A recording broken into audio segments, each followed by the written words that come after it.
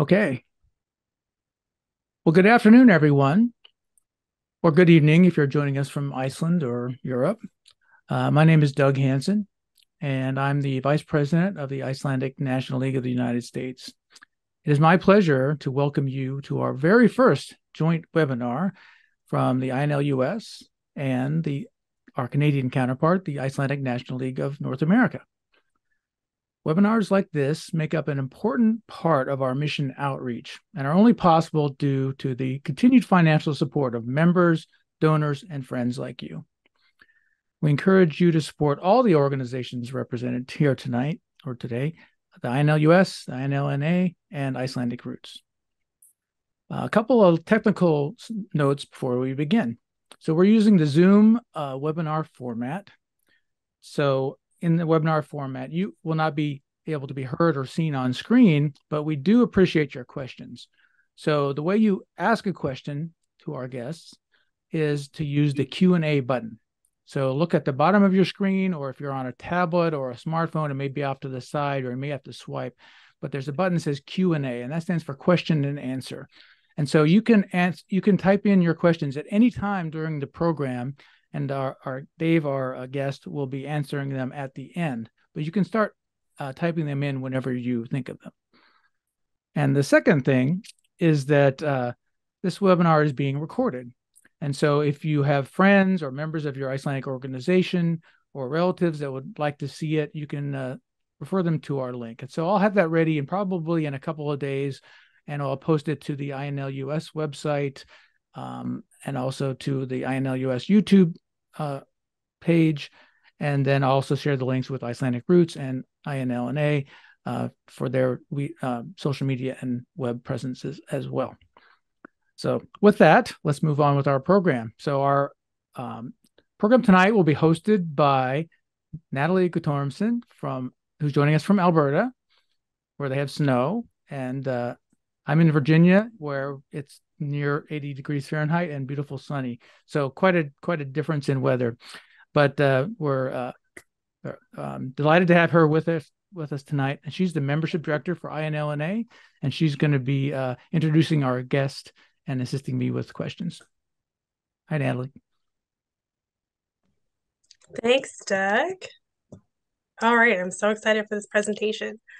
And I have the joy of introducing Dave Jonasson, a longtime volunteer with Icelandic Roots. Dave's journey with genealogy began soon after his retirement back in 2013. After he entered his family's historical information into Ancestry.com, the late and great George Freeman introduced him to the Icelandic Roots database. After receiving a great deal of data gathering and interpretation assistance from Suna Furstenau and Doreen Christensen Marston, Dave offered to help with the Icelandic Roots database's website. Now, he was uniquely qualified for the job because he has a degree in computer science and over 35 years of experience in IT management. And since then, Dave has been instrumental in the launch of several features of the Icelandic Roots database, including writing the timeline, creating famous ancestor reports, reorganizing the menus for easier navigation, rewriting the relationship calculator, which is a favorite, and making the My Cousins form easier to use. Dave is originally from Winnipeg, but has lived in Denver, Colorado with his wife, Jean, since 1981. Dave is here today to show us some of the newest features of the Icelandic Roots database that makes researching the emigration story of your Icelandic ancestors easier than ever. So welcome, Dave. Thanks, Natalie. Let me just share my screen. Can you see that? Yes. Good, perfect. Yes, my name is Dave Jonasson, and I have been a volunteer at Icelandic Roots for a long time. They're coming up on their 10-year anniversary, and I've been with them for most of that. My title is IT director, but what I really enjoy doing is rolling up my sleeves and being a genealogist. I can't come close to the skills of many of the genealogists that they do have, but I have been focusing on ships and passenger lists and immigration. That's what I'm basically going to talk about today. So because it didn't turn, there we are. Because we have such a diverse audience, we have, as Doug said, INLUS, INLNA, Icelandic roots. I thought I'd just mention something about Icelandic roots. Those of you who are from Icelandic roots will know what this is, but others may not. You may have never heard of us. It's a 501c nonprofit organization, and like I say, we've been around for about 10 years. Mission basically is to educate, preserve, and promote Icelandic heritage, and we do that in a lot of ways. When I started, a main focus was the database, and it still is, but now there's all sorts of other programs. But I think there's a lot of interest from people in North America about their Icelandic ancestors, and that's what we're going to talk about today. Similarly, there's people in Iceland that are worried about or concerned about some of their ancestors that immigrated, like what happened to them. So it's a two-way bridge, and the bridge comes together with immigration. So anyway, we do have a major tree, almost 800,000 people from Viking times to present. We'll be talking about that today. And if you're a member, you have access to this. If you're not a member, I have a slide at the end that'll tell you how to become a member and get access to this. So what we're going to talk about today is, where did we get our immigration information? And then what does it look like on the database? There's two events that we use. One is called Immigration, Iceland to the Americas. And the second one is the arrival passenger lists. I should point out right now that I'm focusing on the first half of the journey. So obviously people left Iceland and they arrived in, Markland, in Door Island, Wisconsin, in Alaska, in Winnipeg, wherever. So there's a second half of a journey that happens after you arrived in North America, trains, planes. And aside from one quick comment, I'm really not going to focus on that. I'm focusing on the first half. We're going to leave Iceland and we're going to arrive on a ship in Quebec or New York or whatever. Once we talk about the events, we're going to try to develop the story. We're going to use Natalie and one of her ancestors as an example, because she's a great representative immigrant. And we're going to talk about how we can enhance that story using timelines and stories from people that were immigrating at that time and family immigrations over time. So after about 45 minutes, we're going to have stop for questions, and I will answer questions for as long as you have them. So anyway, I'm ready to start. And where does our information come from? Well, a man called Junius Christensen in the middle 70s decided to compile a list of the known documented immigrants. And he published his book. You can see the cover there in 1982. And it's sort of the Bible that we've used for many years, 14,268 people. And probably about 5 years ago, primarily David Johnson, with assistance from Willie Engelson, decided to take this book and to map each of those 14,268 people to a person in our database.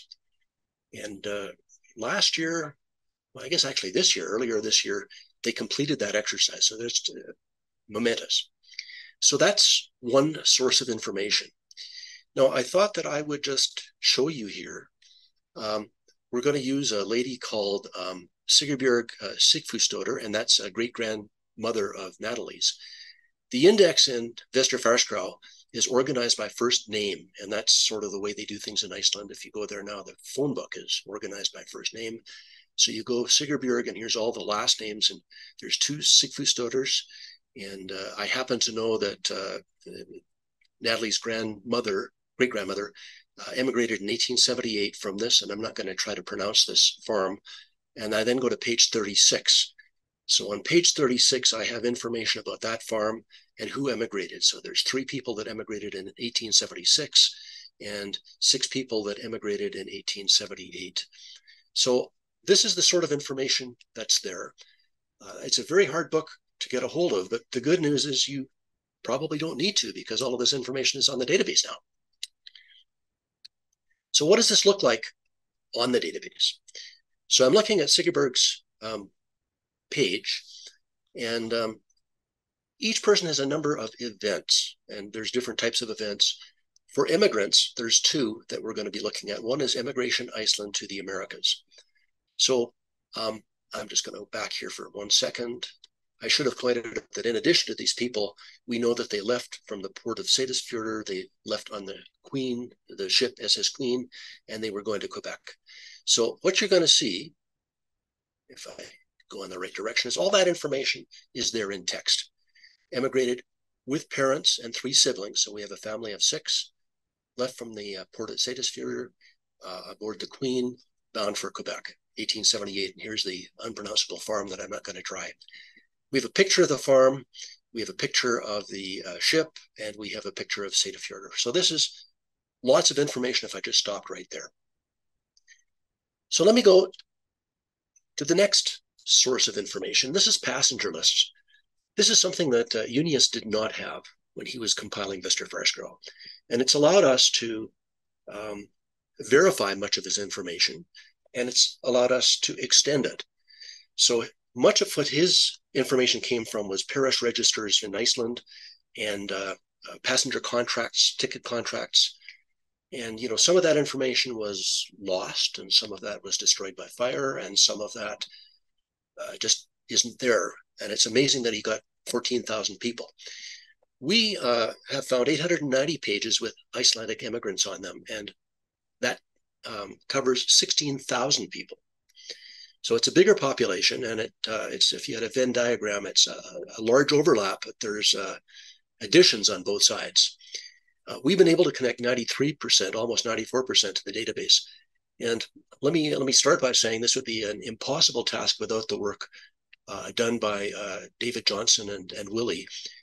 I went through many of these, and you try to decipher the name, but if you can't decipher the name, you've got a name and an age and an immigration year. And then you go to the database and you see, sure as shooting, there's a name and an age and an immigration year. And so that's my person. If I didn't find that person, I had to do a lot of sleuthing. And, sometimes if you've got an unusual name, you feel pretty confident. And sometimes if you've got a family, you've got a group of multiple people in the collection of all those facts, you also feel pretty confident. But let me tell you, in addition to the positive, the tailwind of having David's work, there's a headwind, and you can sort of see this would be an average page. Some pages are clear, they're perfect, the penmanship is perfect. Other pages, I think the scribe was drunk, or it was 4 o'clock on a Friday afternoon and he was trying to finish his shift. And sometimes scanning also presents challenges. So this is our second source. And the good news is that a large part of overlap basically just proves the work that Junius did for his volume Vesturfarskrá. So what does this look like on the database? Well, this is a second event. We see immigration, arrival, passenger list, and I actually can click on this and actually I can see the actual page with the immigrant written down. Now here we have, and this is consistent, Sigfús and Gudrun, so that's the parents, and 4 children, and there's Sigurбjörg and 3 siblings, so that adds up to 4, are seen on ticket 1403. So there's, 58 people on this page, and I don't want to sort of scan through them all, but I can go down to ticket 1403. And that's really good now because ticket, often, in my mind, ticket is like who paid for this group to go. It shows you the group of people that went. Sometimes it's a family, and maybe somebody assisting with young children, or it's a relative, but it really adds to the story if you know the group of people that went. We'll talk a little bit more about this in a minute, but we also have a ship that took them to Quebec. So there's the second source of information. The third source of information is everything else.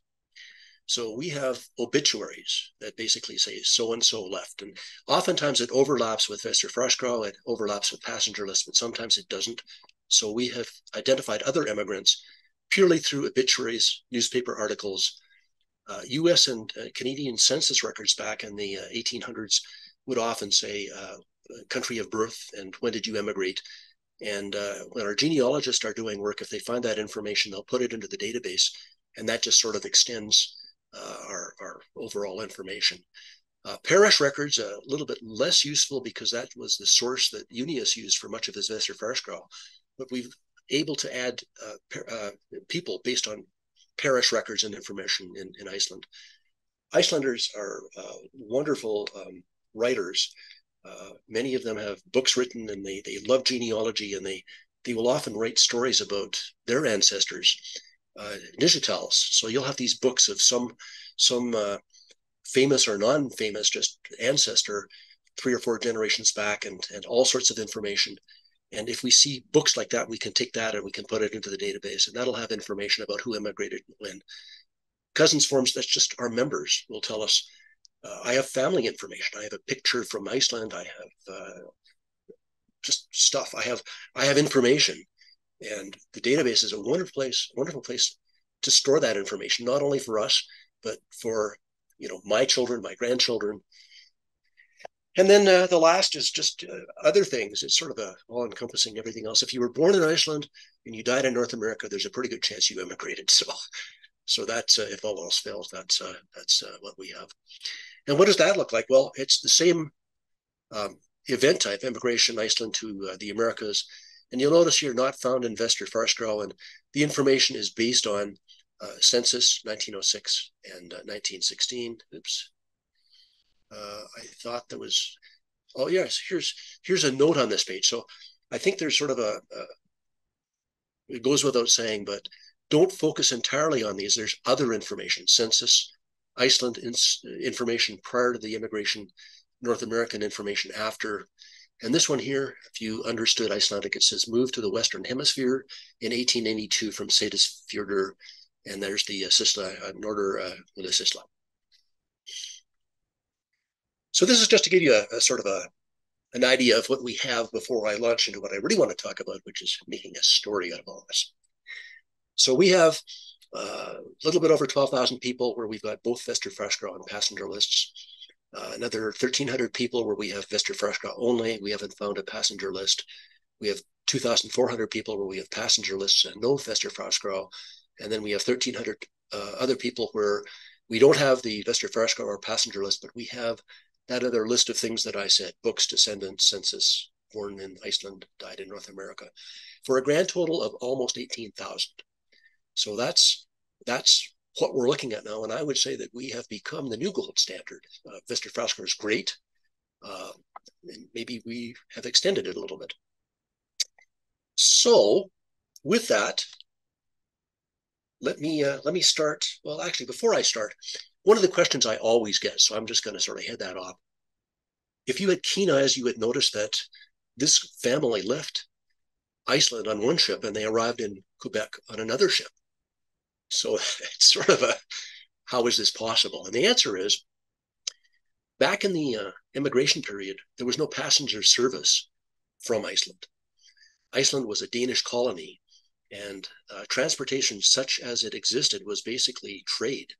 So there were trade ships that went from Denmark and they exported stuff to Iceland, and then they picked up raw materials, fish and wool and horses, and they took it to the UK, and then they picked up raw materials back for manufacturing in Denmark.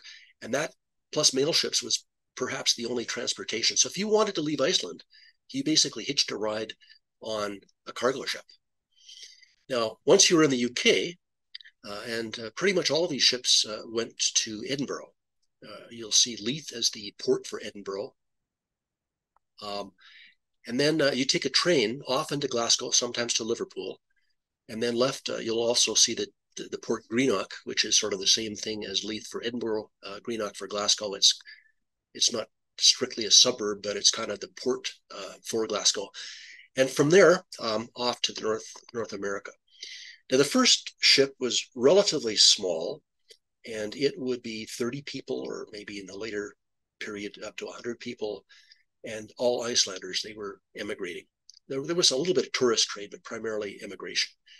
The second ship would be much bigger, and it would be very different. So if you've watched the PBS series on immigration, with Poles and Ukrainians and Swedes and Danish and all sorts of people, that was the melting pot of people. So there were 1,000 people, and the Icelanders on that ship could be as few as one, could be a family, and sometimes there were more. The one that we're going to look at, I think, at about a little bit under 400 people, Icelanders on the ship. So anyway, we have two events in the database. The first leaving Iceland, and the second is arriving in the New World. So this is what I want to talk about. Let's start building your ancestors' immigration story. So how do you do that? Well, who's your immigrating ancestor? And here I thank you, Natalie, for volunteering your ancestors because yours are, I would say, representative, but they're representative in a really good way because they've got a lot of variety to their stories. So we're going to start with you, and I'm just going to switch from PowerPoint over to like a real slide. So if I'm Natalie, I can click on my page and go to her page, and then I can go to a tab at the top which says Ancestors. So here's Natalie, her parents, grandparents, and great-grandparents. If you remember, I talked about if you were born in Iceland and you died in North America, that was a pretty safe assumption that you emigrated. So I'm going to just mouse over here. Here's Peter, her great-grandfather. Oh, but he was born in Manitoba and died in British Columbia, so he didn't emigrate. But he's Icelandic, so maybe it was his parents. And he married Herdis. She also was born in Manitoba and died in British Columbia, so she didn't emigrate. So what are we going to do? Well, the good thing about the database is there's lots of options. Let's go back another generation and see what happens. So here we have, I guess we'll stretch this out a little bit more. I now have 4 people here. Vigfus, and yes, he was born in Iceland and died in Canada. So he emigrated. I happen to know he emigrated in his 20s. So he was a single person. And Vilberg emigrated as a child, and they were 2 Icelandic people that married, and then they had a family in North America. I'm not going to use them as my example. My next, let me go over here, Johan Christian. Well, he's another immigrant, and he emigrated as a child and with his parents. And the person I'm going to use is Sigurdbjörg, Sigfús daughter. She's a representative, I would say. So let's click on her. And we've already seen some of this by example. So there's the immigration, Iceland to the Americas, and the passenger list. So before I launch into this, I'm just going to say, we actually have a pretty good story before we even start. We know that she left with her family. We know they left in 1878. We know the farm they left from. We know the grouping of people that left. We knew the port that they left from and the ship that they left on. We know that they went to Edinburgh. We know that they took a train to Glasgow. We know that they left on the SS Waldenessian on Sunday, July the 21st, 1878, and arrived in Quebec on Thursday, August the 1st, 1878. We can see them on the passenger list, and we can see information about the ship, and we can see their names on the passenger list. So before I even start, I have a pretty good story. But I'm not going to stop there. This is my starting point. I'm going to say, here is a little globe, and I'm going to click on this globe, and I'm going to learn more about the farm that they left from. So here is the farm that they left from. That doesn't tell me very much because I don't have scale and I don't sort of know where it is, but let me just back this up. And I now can see Iceland. That's the west of Iceland. No, it isn't. That's the east of Iceland. Okay, so I now know roughly where they left from. And if I go the other direction, through the work of Doug and his Places team, they've actually geotagged virtually all of the farms in Iceland, and you can actually see this is the farm. These are the buildings that are there today, but this is the farm that they left from in 1878. Now I'm going to, I love this. I'm going to go full screen just because it's kind of neat. And I'm going to, if I were going to Iceland and I wanted to visit this farm, well, what can I do? It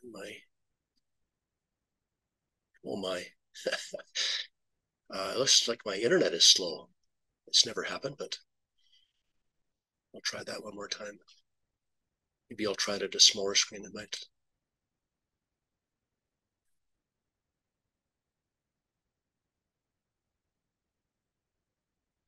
Okay, well, I apologize. Oh, there it is. I don't know what happened. here we are. So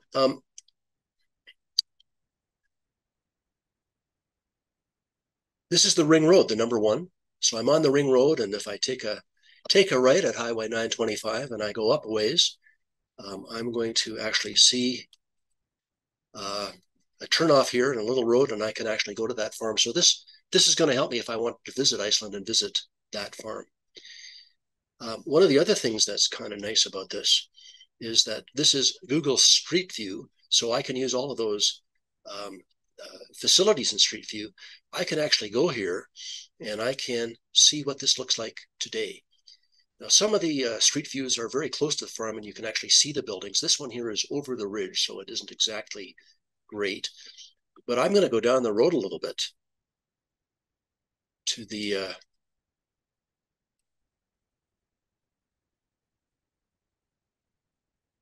back up one. And I can actually see the sign to the farm. And if I go down that round over the bushes, there's the farm that they left from.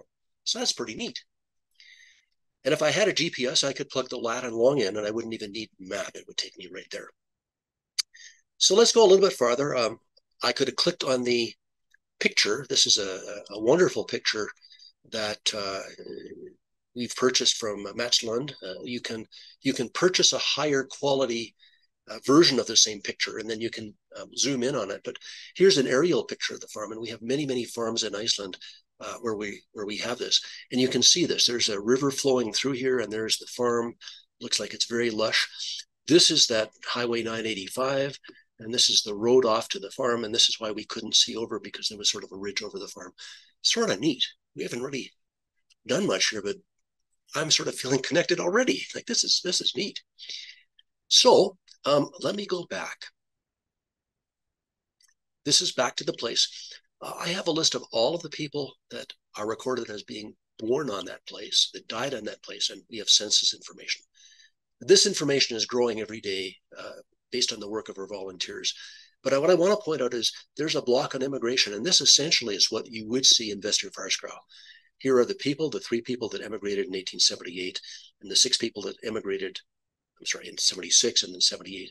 And I can click on them and I can get the other textual information that was on that page. So this is pretty much everything that is in Vesturfarskrá. So I'm learning more just by clicking.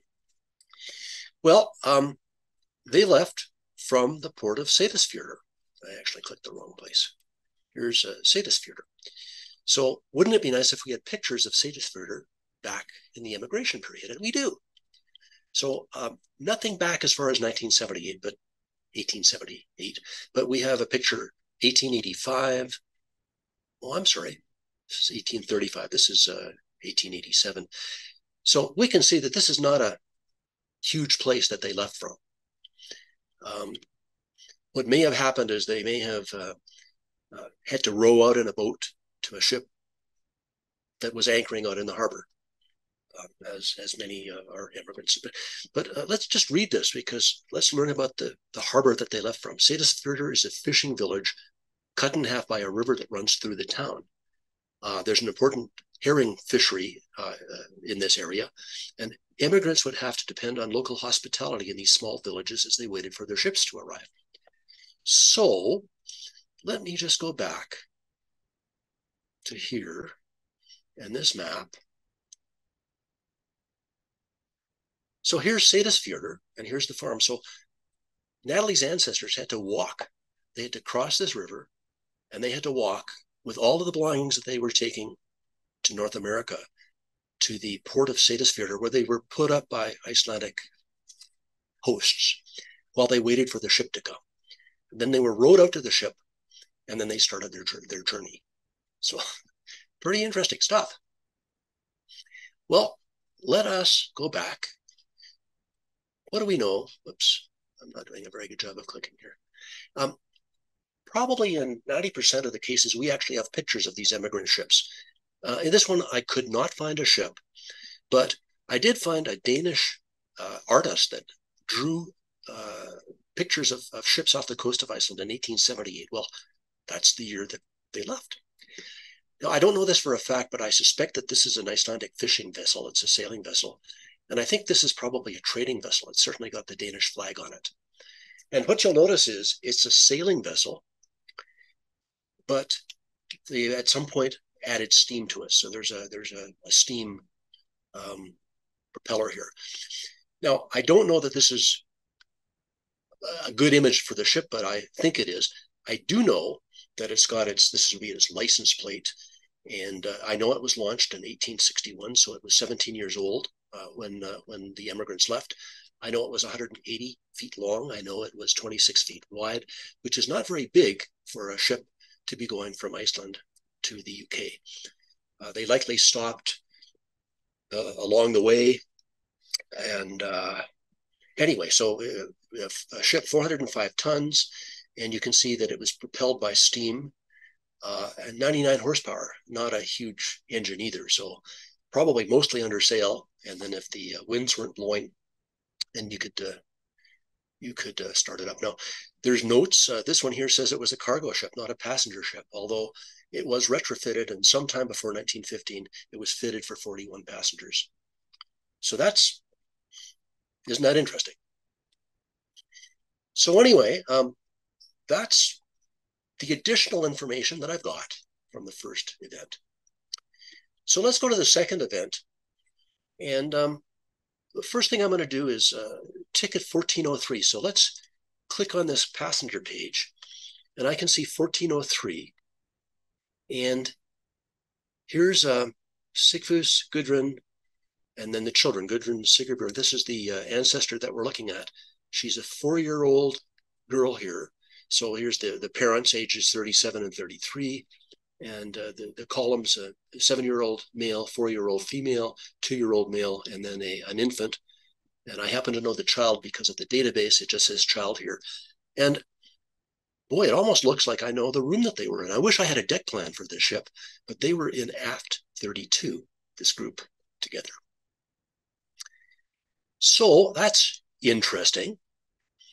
We've sort of already done this. We've talked about the Waldenissian was the name of the ship. Here we do have a picture of the ship. We know this particular voyage had left on Sunday, July 1st. It arrived on Thursday, August the 1st. And here's a picture. This is a real picture of the ship. So this is not an approximation. And I have the same dimensions out of this. This was built about the same time, 1861, also 17 years old. This is much longer, almost twice as long, 300 feet. Still small by today's standard. Beam of 33 feet, displacement of 2,200 tons. And it also has steam propulsion, much, much larger. It's not 99 horsepower. It's now 350 horsepower, which is still small. So passengers, 450 people on that 1878 trip. So are you feeling close to your ancestor yet, Natalie? Okay. This, I think, is one of the areas that I'm most proud of. The ancestor left on this ship, and up until this point, we've seen one page, but actually, in this particular case, there are 8 pages of ancestors, 8 pages of passenger lists. And Sigurberg is on page 5. So here's back to, this is what we've seen before. But I can actually look at any of these pages.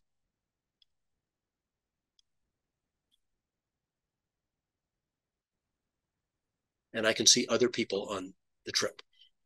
On many of these trips, there were other non-Icelanders. We have not included those.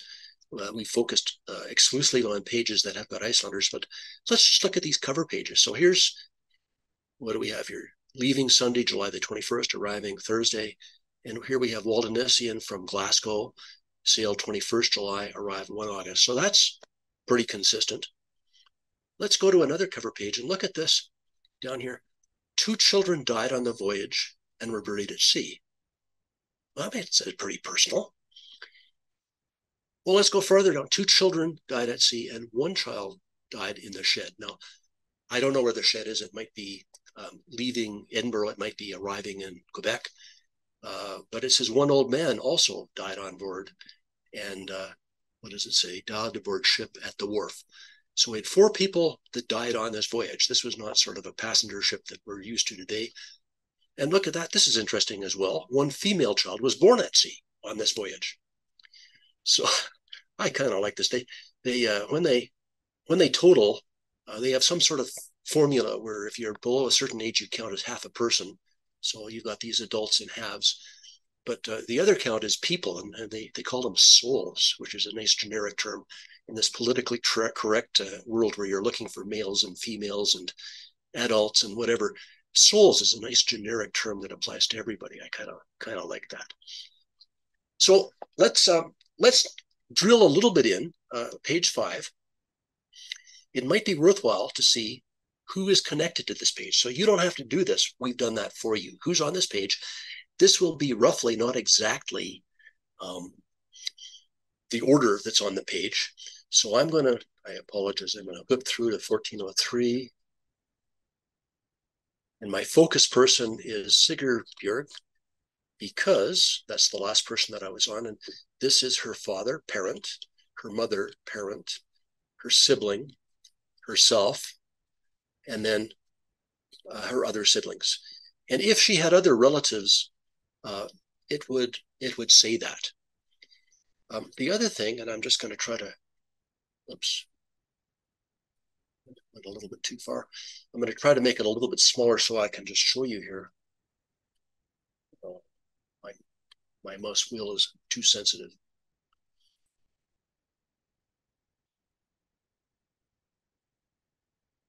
Oh, come on. Okay. The other thing that's interesting is that because of the work that Doug and his team have done on places, mostly Doug, I can plot the farm that they left from, and I can plot the farm that everybody else on this page left from as well. And I can say, we have in group 1404, a number of people that left from a farm 5 kilometers. So they would be neighbors. That's what, a couple miles? 1403, this is 0 kilometers because that's the group that we're looking at. 1402, these are 2 kilometers away. So on this page, we have a family unit, and we have a couple of other family units that are their neighbors. And I've learned that just from looking at this display. I'm just going to show you a couple things here. Because I don't like to mouse through all of this, I'm going to filter only the relatives and close neighbors. And if I go to the bottom now, I only see 14 people listed instead of 59. But that allows me to sort of go through all of the pages. So page 1, there's nobody. Page 2, there is, we have second cousin of spouse. Well, that's a bit of a red herring for me because Sigurdbjörg is a 4-year-old girl. So the fact that somebody related to her spouse is really not important to me, but my focus is on her.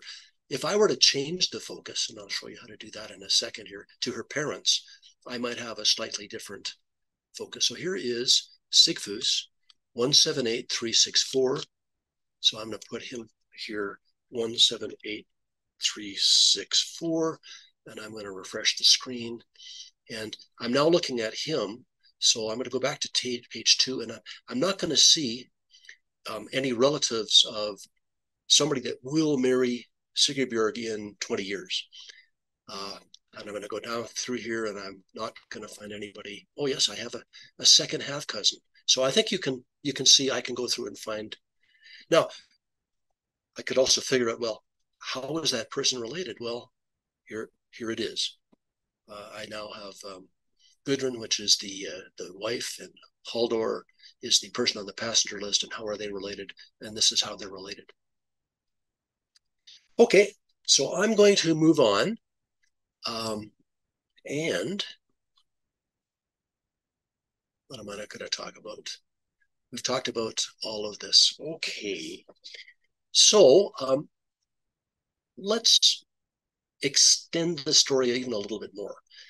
I know that they left the farm. I know they arrived in Quebec. Why did they leave? Well, I have this wonderful thing called timeline. And this gives me a timeline of things that happened in Iceland. And I know they left in 1878. So let's see if I can find some things in and around 1878 that might explain why this family left. So, sometimes an event has to happen and there's a lag between the event and an action. So I'm looking at this 1875, and it says 71 people left Iceland. Oh, and we have a volcanic eruption, Mount Askau. We have another eruption in 1876 and another eruption in 1878. So this was a period of volcanic activity in Iceland. For those of you that are around in the 70s, when was it? What was the Mount Helens? St. Helens was blew up in Washington. I was in Winnipeg, and I remember there was ash on that car in Winnipeg. So there's a huge amount of sulfur that comes up, a huge amount of ash. And if you're a farmer, chances are that your fields are not going to be able to produce as much. And in fact, during these periods of high volcanic activity, there was a lot of famine, a lot of livestock starved to death, a lot of people starved to death. And if you were a farmer in the north of Iceland, you might be inclined to leave. And that I can't prove that, but that might be adding to our story about Natalie's immigrants. So this is another really good place to go. So let me go from here to another very interesting thing. So off to the left, you can see if I click on special collections, there's a lot of the information that I've already shown you. We've already shown you the specific ports and the passenger lists and the ships. I want to show you now the stories of the crossing. So these are real people that were immigrants that decided to write about their experience. Now, you might be really lucky and find your ancestor in this list, but there's only 12, so probably not. But I'm going to tell you that in some respects, the ships were similar. So the hardships that one person encountered would be similar to somebody else. Now, this goes over the immigration period. So if I were to go down here and I find, oh, here's somebody that immigrated in 1876, well, that's only 2 years different. So I might want to look at this, and here we have 8 pages of a story that was published in the Cavalier in North Dakota about this person's experience leaving Iceland. So if you were to read that, that would add more color to your ancestors' immigration. Well, I'm getting to the end, but I have one more interesting and completely different. Oh, I'm sorry, I missed something. Oh, I'm sorry. I said that I was only going to talk about the first half of the trip with one exception, and this is the exception. Kathy Josephson has an absolutely excellent presentation. It's about half an hour, Sails, Rails, Rivers, and Trails. And she talks about the second half. So she talks about what people took with them, the trunks, the keepsakes they took from Iceland. She talks about how what happened in North America changes over the immigration period. Sometimes you had to take riverboats to Chicago and trains and barges up from North Dakota to Winnipeg. And in the later times, you could take a train to Winnipeg. She talks about the second half of that journey, and she talks about some more personal things. So I would strongly encourage you to listen to that, and that'll add even more color. Okay, so I'm back to the last major thing, and then I've got a couple of closing slides. Family immigrations. So let me sort of say that we've been looking at a family grouping that left during 1878. And we looked at the family that left. We looked at perhaps extended family that left at the same time. We looked at neighbors that left, but it's all 1878. But I'm going to tell you that there's a number of situations that occurred. I think it might be my next slide.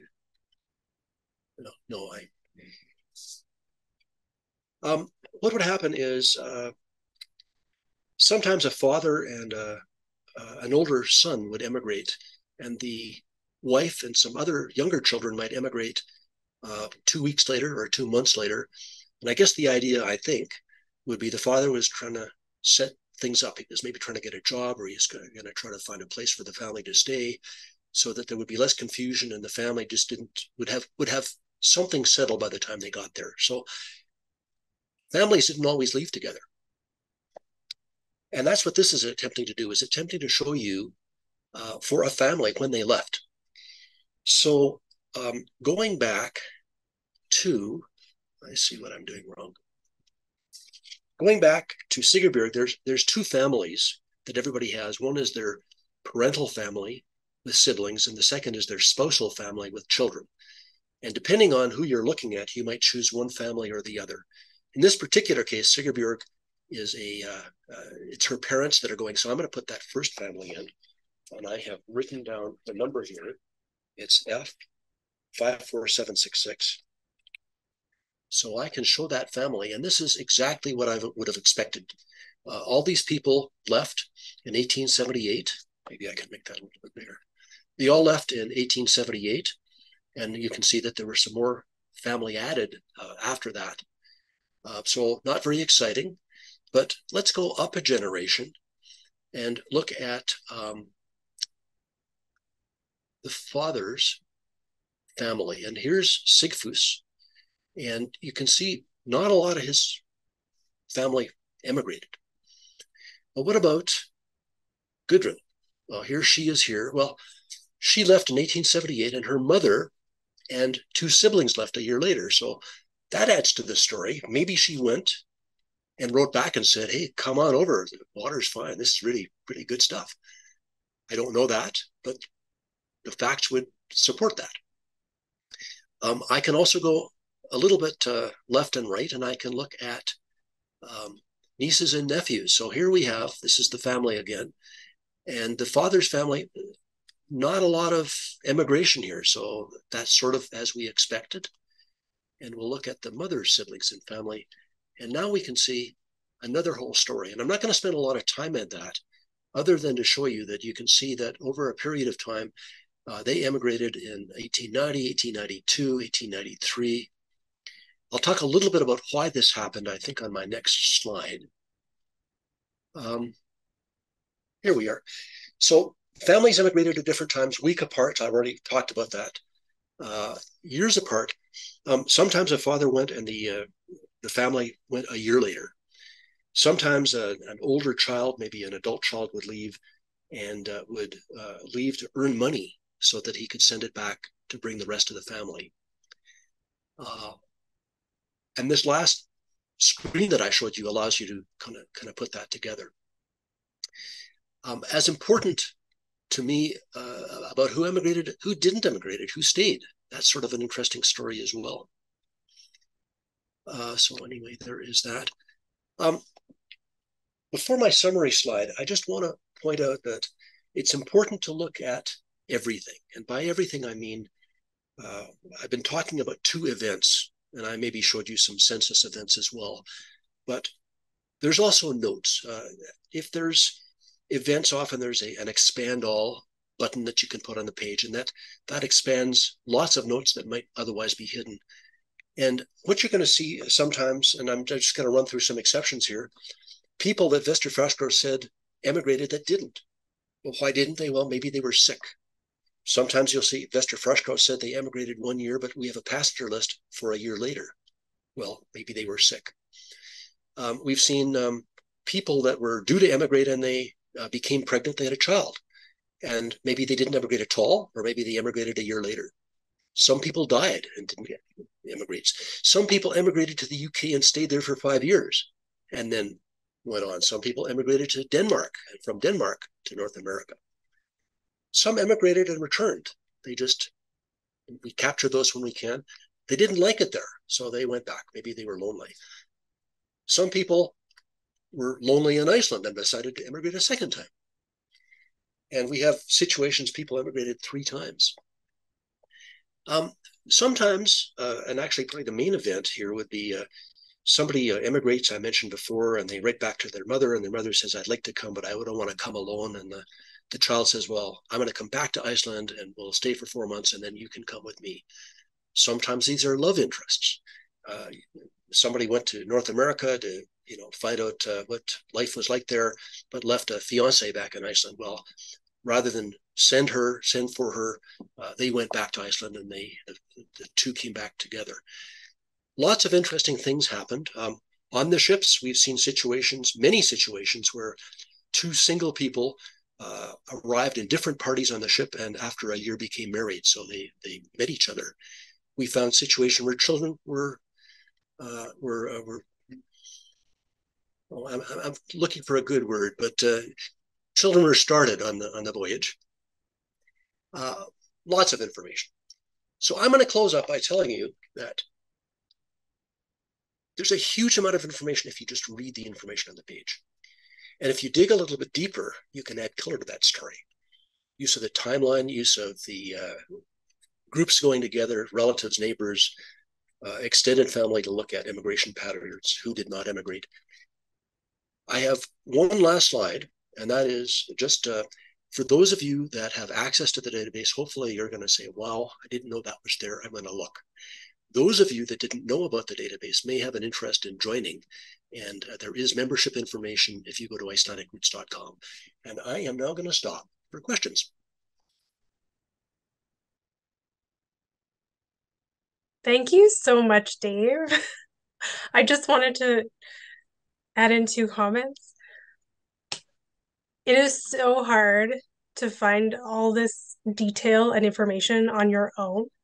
I mean, I'm trying to do it from my grandmother's side, and they were Scottish and English, and it takes hours of research, and especially if you don't know what you're doing. So to be able to come to Icelandic Roots and get a membership, and it's all there, you just explore it, and you know it's been vetted by genealogists and experts and professionals. I can't emphasize how incredible it is to use. And the second point I wanted to make was that if you are listening, watching this webinar, and you're planning to go to Iceland and you have Icelandic background, this is an invaluable resource because I never knew where Skógagarður was. And I've at least 3 times driven on the ring road through Egilsstaðir and did not know it was just a turnoff. So it's a reason that I have to go back because it's one of the farms that I haven't been to yet, and now I know where it is. So I'm kind of kicking myself, but one day I'll go back there and see that particular farm. So that's incredible. I'm going to read there's a comment here from Willie, who has also been working on this project, and he just wanted to share that the SS Patrick ship picked up immigrants in the north of Iceland and sailed directly to Quebec in the year of 1874. It was one of the few direct trips. Yeah, so that's a cool. The SS Huron also did that in 1883. So there's 2 exceptions, and also there's something else that's sort of interesting. Later in the 1920s, you'll find fishing boats that came out from Boston, and they would pick up. I don't know if they picked up an Icelandic girl as a cook or whatever, but we have some one-offs that came back in 1920s on fishing boats back to Boston. So yes, there are exceptions, and I think that's the point I wanted to make, is that read the page, because there's no such thing as like everybody did this. There's lots of exceptions. Yeah. And then Jody has a comment just to say, well done, Dave. I learned so much from you with each encounter. Thanks so much. Congratulations. Yes, and from us too, to all the Icelandic Roots volunteers who make this possible for the rest of us. Jody says, it's fantastic information, incredible, and so exciting. Yeah. And I feel like I was treated to a really I wasn't expecting to learn so much, Dave. I mean, I knew I was going to see a lot of information, but a lot of it was new for me. So I feel like I got a private genealogy session. Thank you. And if any of my family is attending, I just wanted to say, I know for a fact that there is so much accurate and verified information in the database. You are not expected to memorize my tree. I think in the beginning you had Vigfús and Jón Reykdal mixed up when you described them, but that's okay because I know in the database it's correct. So if anyone messages me later from my family, I promise it's in there properly and Dave doesn't memorize our tree. Lynette says, thank you so much. Traveled to Iceland knowing 2 sets of my ancestors emigrated from Iceland. Joined Icelandic Roots prior to my journey, and your hard work has added so much. I will be joining and searching for more stories. Thank you. Oh, and there's someone who thinks they're related to me. So send us an email at the INLNA or It's inlofna@gmail.com, and we'll connect and see if we are related. And Jim is going back to Iceland in August 2024.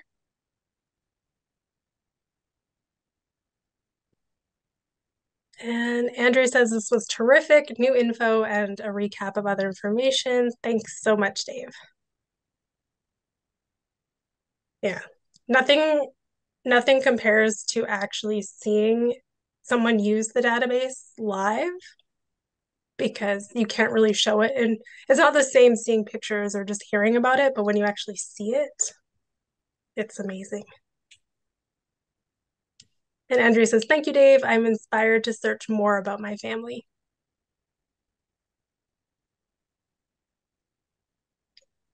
Yeah. Don't think I had one more question myself. Was you mentioned about the volcanoes as a one of the factors why people left, and you can see them in the events. Is there a way to see them on the map as well? So if you saw someone's farm location, could you also see where that volcano is? I think you can get that information through Google and other sources. Yeah. We don't have the volcanoes plotted on the maps at present. That might be something we might consider later on, because you're right, that would add to the story if you could actually see them. Some of these, if you were from Iceland, you know exactly where they were. We're not from Iceland, so we don't. So that's a really good question, and unfortunately, the answer is sort of not through the Not database. yet. Well, there you go. Yeah, not yet. The answer is not yet. But yeah, with the famous one like Askia, you can just Google it and it'll come up on Google Maps. It's an easy to spell one too. Yes. And Gwen says, thank you so much. This is so interesting. Yeah. I was expecting hard questions, so thank you for the response, and thank you for not asking me hard questions. Well, Doug and I both know that you explain things very, very thoroughly and in a way that's easy to understand, Dave. So I know everyone's going to be absorbing this information. And if they have further questions, they can reach out to Icelandic Roots, go to icelandicroots.com, become a member, fill out the cousins form. There's a whole bunch of ways you can get in touch to learn more and get involved. So I don't see any more questions coming in. So I just want to really thank you, Dave. Oh, got one more comment anyway. Julie says, enjoyed the presentation. My dad arrived in North America on a fishing trawler as a 17-year-old in 1949. Oh, that's a great story too. Well, Julie, if you want to send me that information, I'll make sure it's on the database.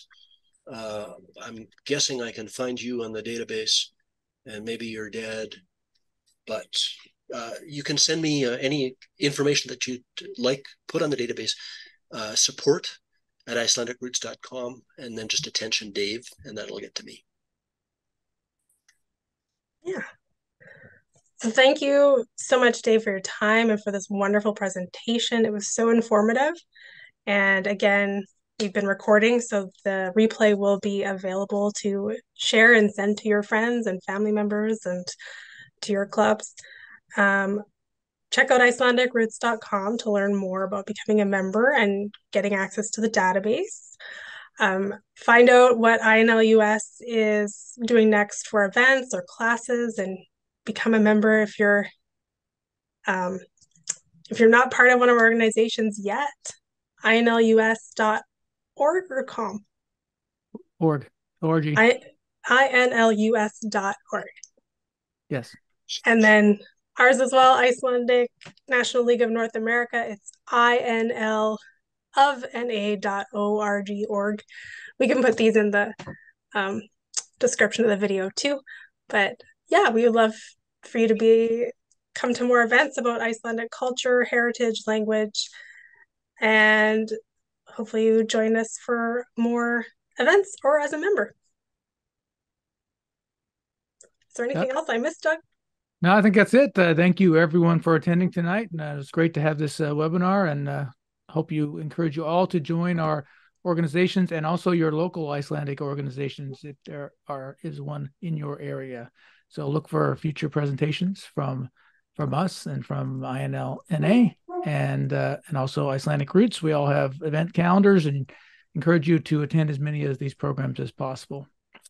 Thank you, everyone. Thank you, Natalie. Thank you, Dave. And everyone have a good evening. Thank you.